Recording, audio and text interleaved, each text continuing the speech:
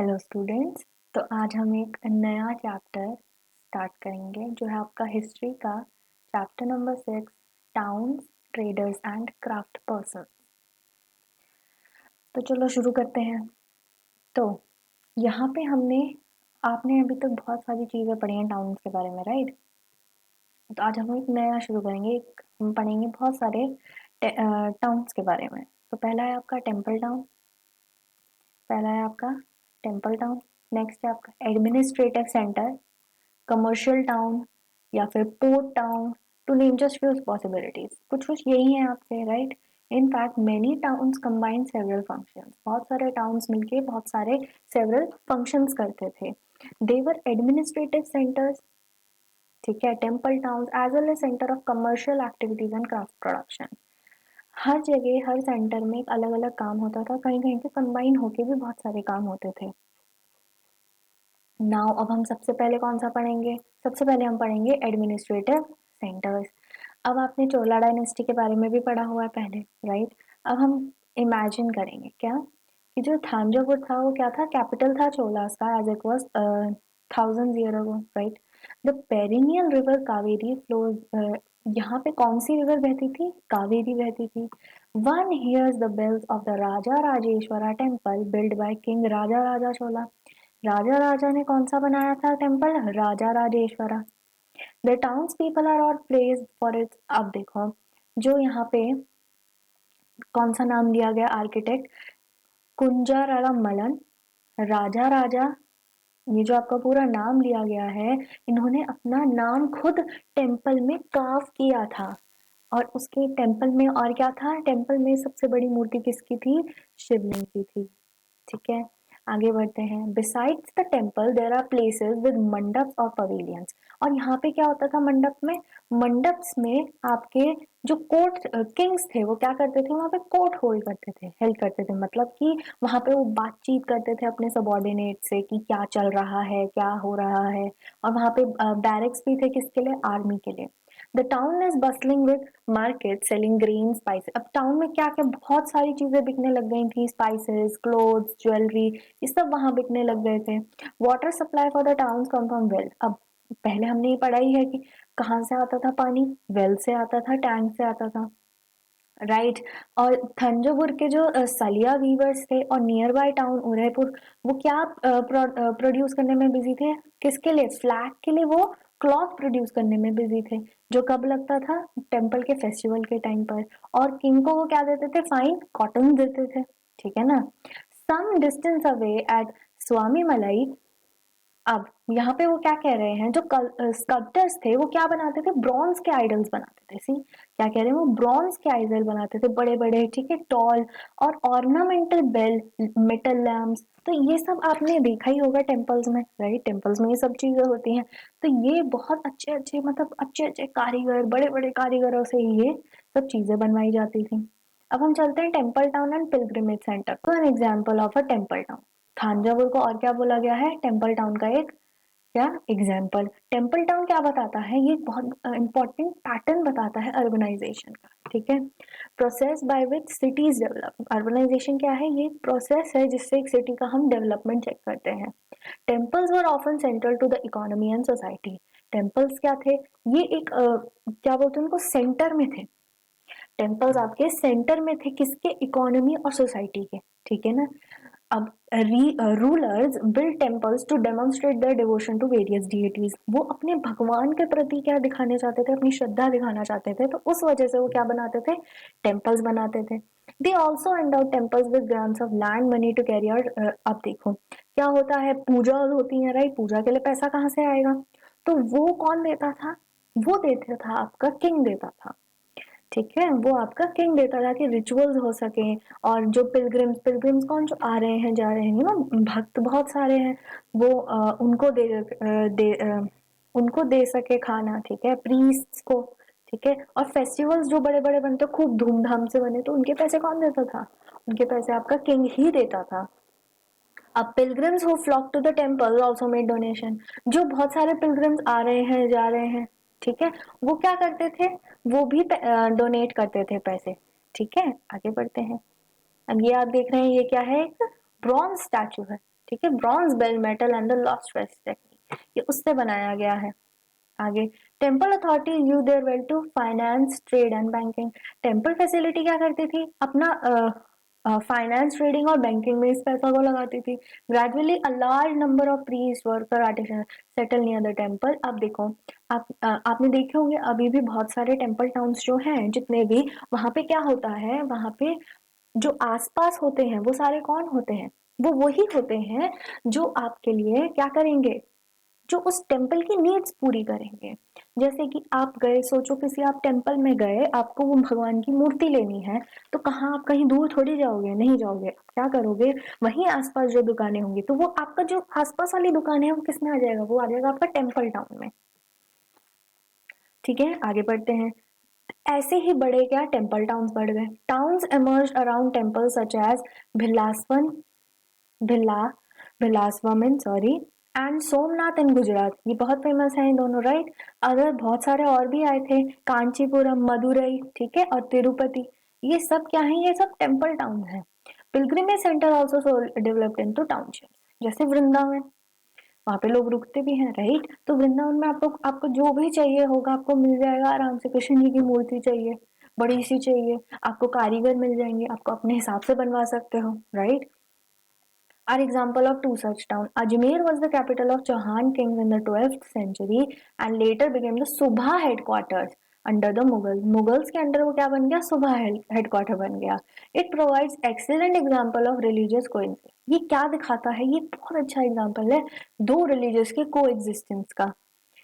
Khwaja Muinuddin Chishti, the celebrated Sufi saint who settled there in 12th century, attracted devotees from all creeds. अब देखो, अभी हमने बोला ना दो रिलीजन्स का बहुत अच्छा कोएग्जिस्टेंस है, तो वो क्या है कि जो सूफी सेंट थे, ये अपने बहुत अट्रैक्ट करते थे लोगों को अपनी तरफ, बहुत अट्रैक्ट करते थे, इनकी बातें ऐसी थी कि लोगों को बहुत पसंद आती थी।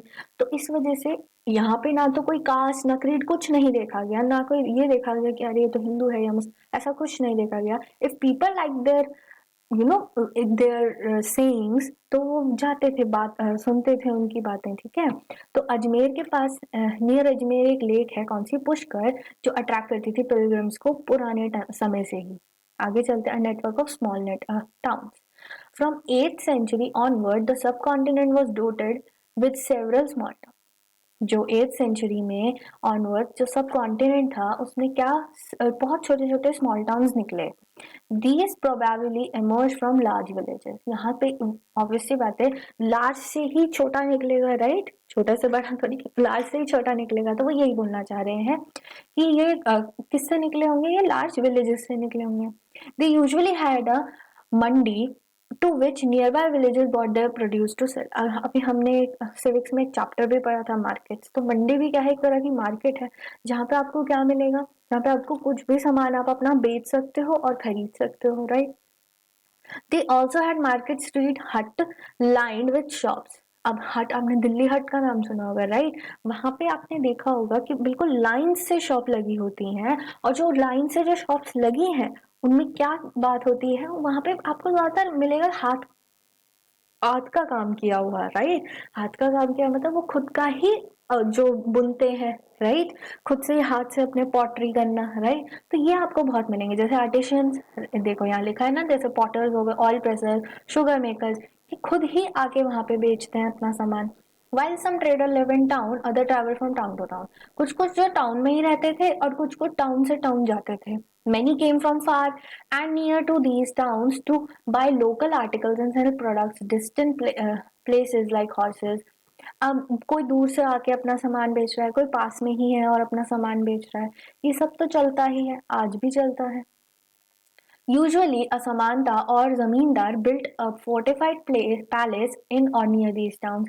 They levy taxes on traders. अभी हमने ये भी पढ़ा था, ये भी पढ़ चुके हैं हम पहले ही, राइट। ये हम पढ़ चुके हैं कि क्या होता है जब कोई रूट भी ले रहा होता था तब भी उन पे टैक्स लगाया जाता था ट्रेडर्स पे, कि आप इधर से इधर रूट ले रहे हो तो आपको ये टैक्स देना पड़ेगा, राइट। तो यही चीज क्या होता था उस टाइम पे भी, कि आप अगर यहाँ से यहाँ जा रहे हैं तो आपको टैक्स देना पड़ेगा, ठीक है। आर्टिशियन से टैक्स लेते थे, ठीक है। These rights were recorded in inscription. अब इन सब के बारे में हमें कैसे पता है? हमें पता है क्योंकि हमने inscriptions पढ़ी हैं, ठीक है? इस वजह से ही हमें पता है कि ये सब चीजें होती थी कि वो लोग डोनेट करते थे, ठीक है, या फिर क्या करते थे, टैक्स लगाते थे। ये सब चीजें हमें इसी वजह से पता है क्योंकि हमने इंस्क्रिप्शंस में पढ़ी हैं और जो अभी तक सर्वाइव हुई हैं। अब traders begin small, there were many kinds of traders, ठीक है, बहुत तरह के ट्रेडर्स होते हैं। अब इसमें और कौन है? Banjaras, several trader, specially horse trader. अब हॉर्स ट्रेडर्स ने ना अपनी एक एसोसिएशन बना ली थी। अब उस एसोसिएशन में क्या था, उसका जो हेड था वो नेगोशिएट करता था in behalf of the other people, ठीक है। बाकी सब के लिए कौन हेड जो था वो ही नेगोशिएट करता था। Since trader had to pass through many kingdoms and forest, अब जो जो ये बंजारास थे वो कैसे ट्रैवल करते थे? वो कारवान्स में ट्रैवल करते थे, ठीक है। किसमें? कारवान्स में ट्रैवल करते थे, पैक्स में ट्रैवल करते थे, ठीक है। And form guilds to protect their interest, और उन्होंने गिल्ड्स बनाई, क्यों? क्योंकि वो जब सेम इंटरेस्ट है तो गिल्ड्स सेम ही, गिल्ड्स क्या होती है? जिसका सेम इंटरेस्ट हो सब एक साथ मिलके बना लेते हैं, ठीक है, कि अरे हम एक दूसरे को हार्म नहीं पहुंचाएंगे। There were several such guilds in South India from the 8th century onwards, the most famous being the Manigramam and Nana Desi. These guilds traded extensively both within the peninsula and with Southeast Asia and China. In सब से उन्होंने deal किया. There were also communities like Chetiyars and Marwadi Oswal who went on to become the principal trading of the country. कौन से दो group ऐसे थे जो प्रिंसिपल ट्रेडर्स ही बन गए पूरी कंट्री के? वो थे चेटियास और Marwari Oswal. Gujarati traders, including communities of Hindu Baniyas and Muslim Bohras, traded extensively with the port. अब इन्होंने कहाँ पे, अब आपको ही पता है गुजरात कहाँ पर है, राइट? पानी के पास है, तो इसलिए उन्होंने क्या शुरू कर दिया? उन्होंने अपनी ट्रेडिंग शुरू करी किसमें? विद द पोर्ट्स ऑफ कहाँ कहाँ? Persian Gulf, East Africa, South East Asia, China, Red Sea. उन्होंने क्या बेचना शुरू किया? उन्होंने टेक्सटाइल्स सोल्ड करी, स्पाइसेस भी दी, और एक्सचेंज में क्या लिया? गोल्ड लिया, आइवरी ली अफ्रीका से, spices, tin, Chinese blue pottery and silver कहाँ से लिया इन्होंने? साउथ ईस्ट एशिया और चाइना से। The town on the west coast were home to Arab. अब वेस्ट में कौन है? अरब है, पर्शियंस, ठीक है, Chinese, Jewish, and Syrian Christian traders. Indian spices and cloth sold in the Red Sea port were purchased by Italian traders. इनको कौन खरीदता था? इनको इटालियन ट्रेडर्स खरीदते थे, और इवेंचुअली ये यूरोपियन मार्केट में पहुंच जाता था, ठीक है। उसके बाद फेचिंग वेरी हाई प्रॉफिट्स, तो इस वजह से उनको क्या मिलते थे? खूब प्रॉफिट्स मिलते थे। Spices grown in tropical climates, ये सारे जो स्पाइसेस हैं वो भी एक बहुत इंपॉर्टेंट पार्ट बन गए थे यूरोपियन कुकिंग का। Cotton cloth was very attractive, cotton के कपड़े बहुत अट्रैक्टिव, ठीक है। This eventually drew European traders to India. इसी वजह से ना यूरोपियन ट्रेडर्स खूब ज्यादा अट्रैक्ट हुए इंडिया की चीजों से, और फिर वो इंडिया आना चाहते थे। We will shortly read about how this change the face of trading and town. अब हम पढ़ेंगे कि ट्रेडिंग और टाउन्स का इसमें कैसे एकदम से चेंज आया, ठीक है। तो अब चलो आगे पढ़ते हैं। अब हम पढ़ेंगे क्राफ्ट्स इन टाउन, ठीक है। The craft person of Bidar were so famed for their inlay work in copper and silver that it came to be called Bidri. जो ये है ना, आपको दिख रहा, ठीक है, ये सारा जो वर्क है ये बहुत ज्यादा फेमस हुआ, और इनका ना, इस वर्क को हम क्या कहते हैं? बिदरी वर्क, ठीक है। क्यों बिदरी वर्क कहते हैं? क्योंकि बिदार के जो थे क्राफ्ट पर्सन उन्होंने किया था। of the Panchalas community consisting of goldsmiths, bronzesmiths, blacksmiths, mason, carpenters were essential to the building of temples. जो temples बन रहे थे उनके लिए कौन कौन जरूरी था? Gold Smith, bronze Smith, black Smith, mason, ये सब जरूरी थे। और इन्होंने एक और बहुत ही ज्यादा इंपॉर्टेंट रोल प्ले किया किसमें? पैलेसेस के भी कंस्ट्रक्शन में, बड़ी बड़ी बिल्डिंगों में, टैंक्स में, रेजर्वायर्स में। Similarly weaver such as Saliyars emerged as prosperous communities making donations to temples। बहुत सारे डोनेशंस हुए टेम्पल में, सम एस्पेक्ट्स। और हमेशा ना हर चीज डोनेशन इज नॉट लाइक कि ओनली पैसों का डोनेशन, ठीक है, चीजों का भी डोनेशन होता था। जैसे अब बहुत सारे थे जो बहुत अच्छे अच्छे फ्लैग्स बनाते थे, ठीक है ना, तो वो क्या करते थे? कॉटन डोनेट करते थे, फ्लैग्स डोनेट करते थे, ठीक है। Some aspect of cloth making like cotton cleaning, spinning, dyeing became specialise and independent craft. ये भी क्या बन गए? ये भी एक इंडिपेंडेंट क्राफ्ट बन गए, ठीक है। जो लोग ये करते थे उनको भी बहुत ज्यादा जान पहचान मिलने लगी। आगे चलते हैं आप। अब हम देखेंगे हम्पी। हम्पी पे देखेंगे, अब हम ध्यान देंगे थोड़ा, ठीक है। मसूलीपट्टनम पे देंगे और सूरत पे देंगे। पहले हम चलते हैं हम्पी पे। हम्पी बहुत फेमस है, ठीक है, बिकॉज ऑफ इट्स आर्किटेक्चर, ठीक है। हम्पी इज लोकेटेड कहाँ पर है ये? कृष्णा तुंगभद्रा बेसिन पर, ठीक है ना, which form the nucleus of the Vijayanagara empire founded in 1336। कब फाउंड हुआ ये? 1336 में। अब the magnificent ruin at Hampi reveal a well fortified city. ये क्या दिखाता है? ये बहुत अच्छी वेल फोर्टिफाइड में बहुत अच्छे अच्छे किले बने हुए वाली सिटी, ठीक है। नो मोटर और cementing agent was used in the construction. कोई सीमेंट यूज नहीं किया गया कंस्ट्रक्शन, क्या वॉल्स की कंस्ट्रक्शन में, ठीक है। And the technique followed was to edge them together by interlocking. दोनों को कैसे करना है? इंटरलॉक करना है, ठीक है। इस वजह से भी हम्पी बहुत फेमस है। The architecture of Hampi was distinctive. The buildings in the royal complex had splendid arches. बहुत स्प्लेंडेड, बहुत सुंदर सुंदर आर्चेस थे, डोम्स थे, ठीक है, पिलर्ड हॉल्स थे। ज्यादातर पहले के टाइम पे क्या था? ज्यादातर पहले के टाइम पे पिलर्स ही थे, ठीक है ना, पिलर्ड हॉल्स होते थे, ठीक है। They also had well-planned orchids and pleasure gardens with sculpture motifs such as the lotus and corbels. बहुत अच्छे अच्छे, बहुत सुंदर सुंदर गार्डन्स भी बने होते थे पहले के टाइम पे। In its heyday in the 15th-16th century, Hampi Bansal with commercial and cultural activity। बहुत ज्यादा क्या होने लगी वहां पर? कमर्शियल भी और कल्चरल एक्टिविटीज भी होने लगी।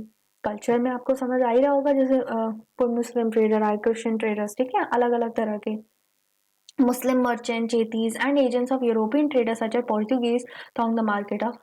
खूब आने लगे यहाँ पे, बाहर बाहर से लोग बहुत आने लगे। Temples were the hub of cultural activities and devadasis. Devadasis कौन होती हैं? वो होती हैं टेम्पल डांसर्स, जो टेम्पल में क्या करती हैं? डांस करती हैं, परफॉर्म बिफोर द डिटी।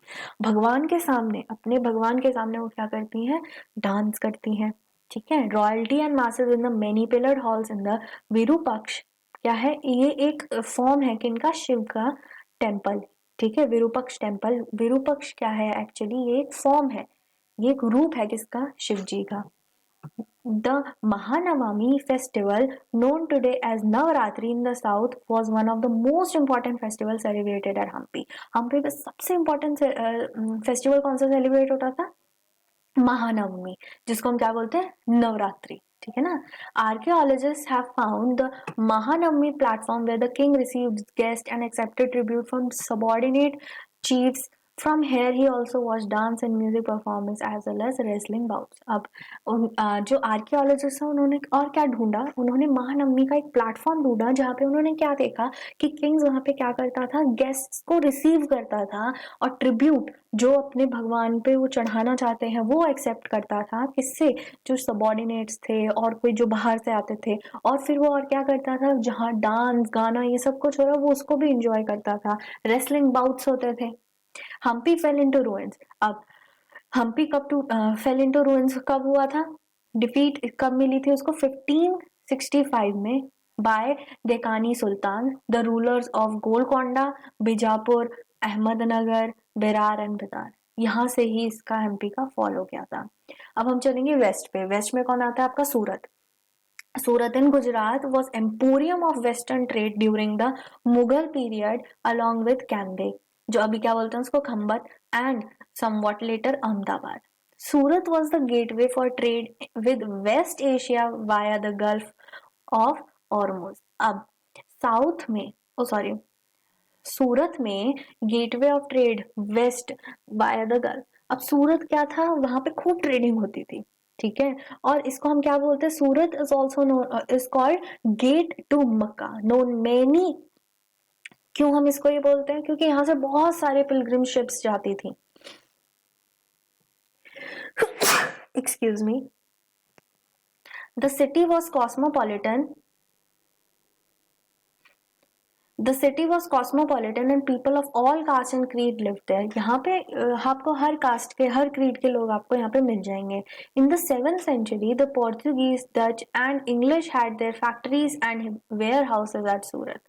सूरत में किन किन के वेयर हाउसेज होते थे? इंग्लिश के, डच के और पोर्तुगीज के। According to English chronicler Ovington who wrote an account of the port in 1689, average of 100 ship of different countries could be found anchored at the port. आपको सूरत के port में इतना ज्यादा ट्रेडिंग दिखती थी कि उसने ओविंगटन ने क्या लिखा था अपनी बुक में कि वहां पे एटलीस्ट 100, एवरेज कितना 100 शिप्स का डिफरेंट डिफरेंट कंट्रीज की वहां पर एंकर्ड होती थी, वहां पे रुकी हुई होती थी। There also there were also several retail and wholesaler shop selling cotton textile. खूब सारी होलसेलर की शॉप्स होती थी या फिर रिटेलर्स की शॉप्स होती थी।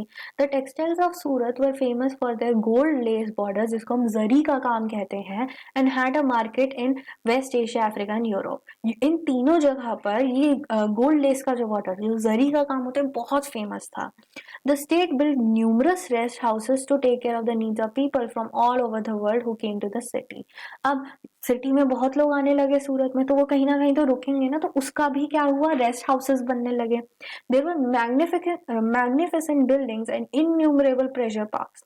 खूब सारे आपको वहाँ पार्क्स मिलेंगे, खूब सारी बड़ी बड़ी बिल्डिंग्स होती थी, ठीक है। द काठियावाड़ सेट्स और Mahajans had huge banking houses at Surat. Surat में बड़े बड़े बैंकिंग हाउस थे, किसके, जो कौन थे, काठियावाड़ सेठ थे या फिर महाजन थे। इनका काम क्या होता था, मनी चेंज करना, ठीक है। It is note worthy that the Surat hundis were honoured in the far off markets of Cairo in Egypt, Basra in Iraq. अब वो क्या कह रहा है कि जो सूरत की हुंडीज थे, हुंडीज कौन होते हैं, ये देखो लिखा है ना यहाँ पे, जो डिपॉजिट करते हैं। हुंडी is a note recording a deposit made by a person, ठीक है, ये एक तरह की रिसीट है, ठीक है ना। इसको बहुत दूर दूर तक भी माना जाता था। However Surat began to decline. अब हर चीज अप एंड डाउन तो होता ही है, राइट। तो सूरत भी क्या हुआ, डिक्लाइन करने लगा 17वीं सेंचुरी में। This was because of many factors, बहुत सारे फैक्टर्स है। पहला, loss of market and productivity. क्यों? Because of decline of Mughal empire, control of sea routes by Portuguese and competition from Bombay. अब बहुत सारी चीजों के फैक्टर्स थे, ठीक है। बॉम्बे आ गया आगे, ठीक है, वो भी आपका पानी के पास है, राइट। तो वो भी उसका भी पोर्ट चलने लगा। डिक्लाइन हुआ मुगल एम्पायर का, ठीक है, और पोर्चुगीज ने कंट्रोल करने लग गए वो सी रूट्स को, ठीक है ना। आगे चलते हैं। अब ईस्ट इंडिया कंपनी का हेडक्वार्टर था बॉम्बे में, राइट, 1668 में। Today Surat is a bustling commercial centre. तो आज के दिन वो क्या है, सूरत एक बहुत बड़ा ही कमर्शियल सेंटर है। यहाँ पे खूब सामान मिल जाएगा, बहुत अच्छा अच्छा सामान। जरी का काम इज वेरी फेमस ऑफ सूरत। अब fishing in troubled water, Masulipatnam.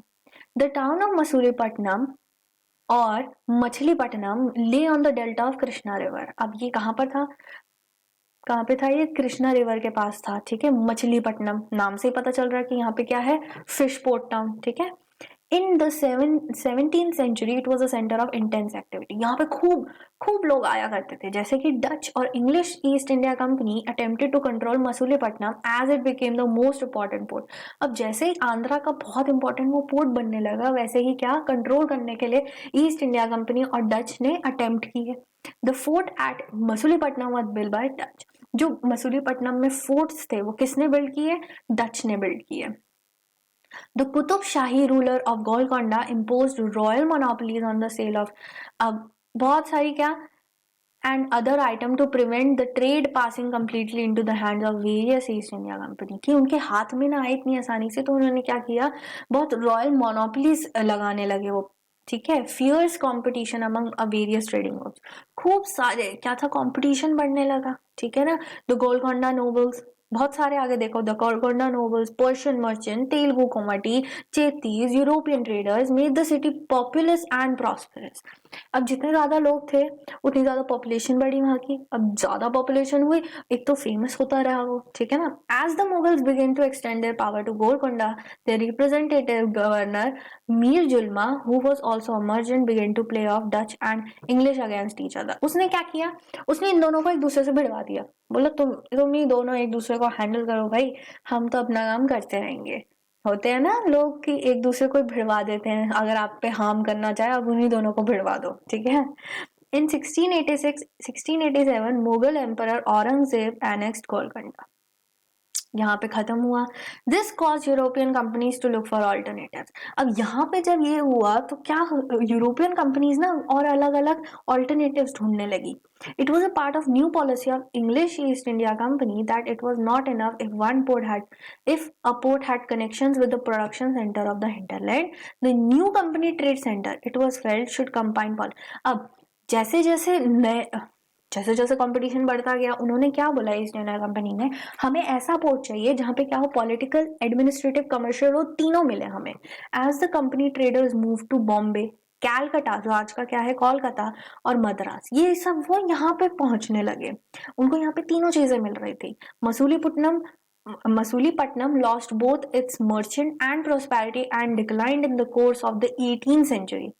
18th century में उसका डिक्लाइन होने लगा, being today nothing more than a dilapidated little town. अब क्या है, वो एक छोटा सा टाउन रह गया है। ठीक है, आगे चलते हैं। New towns and traders.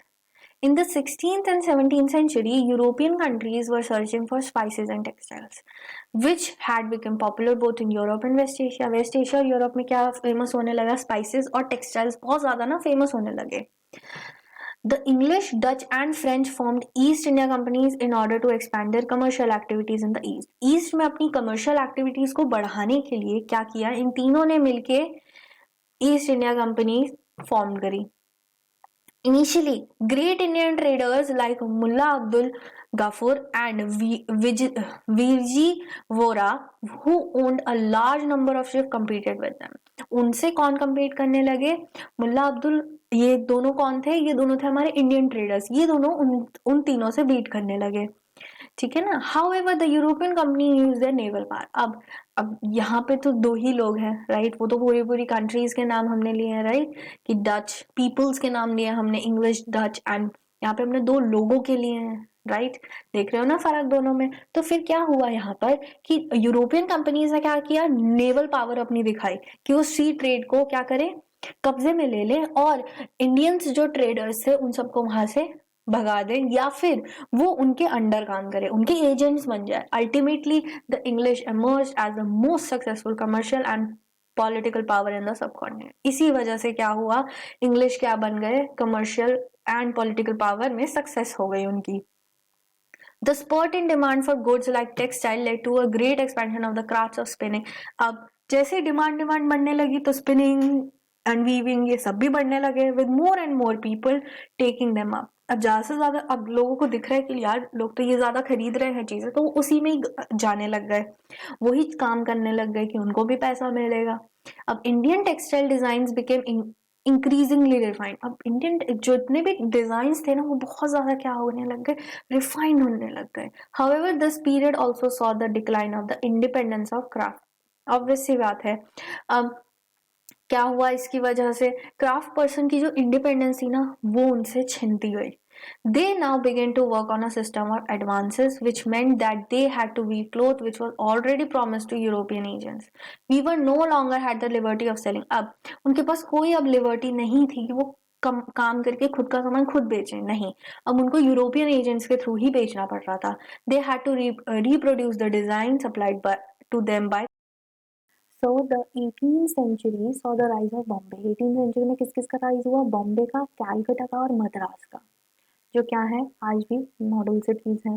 Crafts and commerce underwent major changes. क्यों, क्योंकि मर्चेंट्स और आर्टिशंस जो थे, ठीक है, were moved into black towns established by European companies within these new cities. Blacks or native traders were and craft person were confined here while the white rulers occupied the superior residence. जो बड़े बड़े superior residents थे वो किसने ले लिए, whites ने ले लिए, एंड जो डाउन थे, जितने भी नीचे थे, वो सारे किसने लिए, आपके ब्लैक्स ने ले लिए। ठीक है ना, आगे चलते हैं।